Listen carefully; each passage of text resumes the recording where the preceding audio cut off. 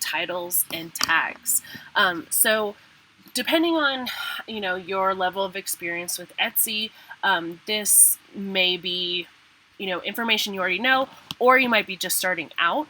I'd like to look at this Etsy article a little bit together. We're just going to go through a couple of the basics and point out some highlights before we jump into talking about how to do keyword research, just so we all have kind of a higher level understanding about what we're talking about. So because Etsy has its own platform and most of your traffic is coming from search intent, so people are getting onto Etsy, typing into the search bar, gift for future mother-in-law, then we want to make sure that they can find all of our listings that are for your future mother-in-law. The way that Etsy knows when to show our listings is going to be through our titles and tags, which are also called keywords. So this is a really good resource. Even if you've been selling on Etsy for a while, if you've never read through this, I highly recommend it. I've had another Etsy store, a vintage clothing store, for years, and this was really helpful for my other store as well. So just a few highlights that we can talk about. Categories is something I want to point out first. Categories act like tags. So what does this mean? This means that if our Shine-On products are in the category necklace, we don't actually have to put the word necklace into our title or tag. That can seem a little bit crazy to some, but it's the truth as far as the algorithm is concerned. Now, something to keep in mind when you're writing your titles and tags for Etsy is a balance between writing for the computer, which is like the Etsy algorithm, versus writing for a human shopper. So sometimes it makes sense to include something like necklace in our title when we're writing for the consumer, versus we don't actually have to write the word necklace for Etsy's algorithm, because if it is in the correct category, it's already accounted for. So that's something to, that's a little highlight to keep in mind. Attributes are not something I spend a whole lot of time on. Let's get into titles. So again, just to kind of reiterate what I said, try to keep in mind a balance between writing for the computer and writing for the consumer. So most of the time when I write my titles, they're going to look something like this. So be like gift for future mother-in-law. And then I like to use this barrier. I don't know what it's actually called, but that's how I kind of like to separate the meat of the title from my keywords. So maybe I'm going to do like from the bride. We could do like Christmas, birthday, wedding, bridal party, thank you. This is where we're going to start dumping some of our keywords. So we want to get the most important meat of the title out first, and then we can kind of start writing for the computer afterwards. Okay, so moving on, what we really want to talk about are tags.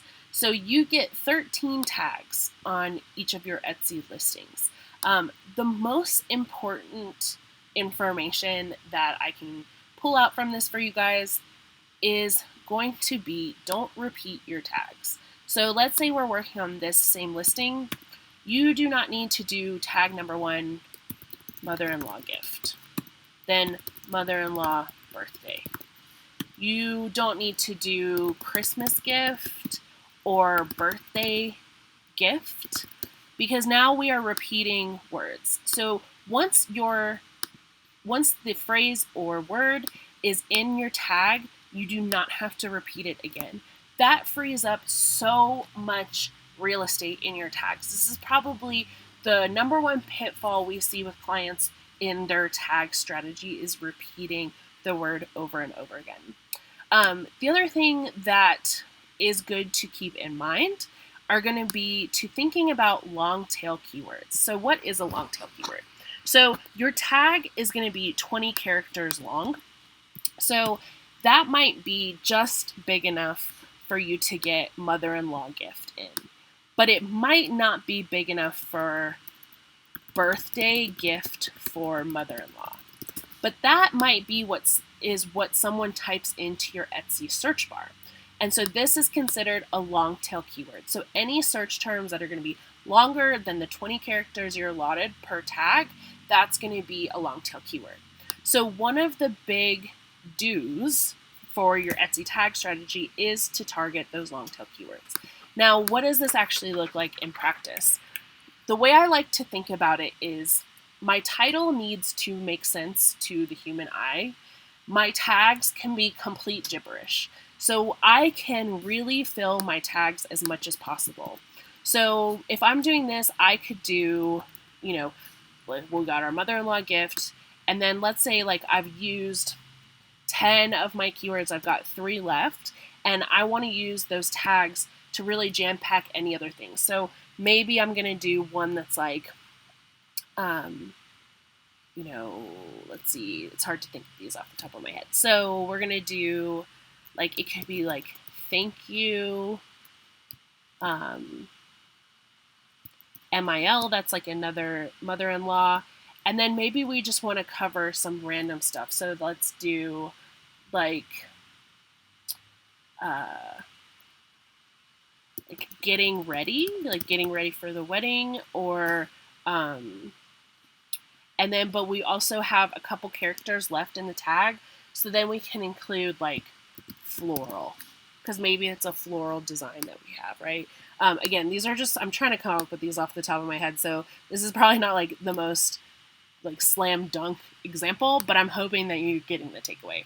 So although getting ready floral is probably not something anyone ever types into the search bar, let's say that the actual search that they put in was like floral necklace for mother-in-law Christmas gift.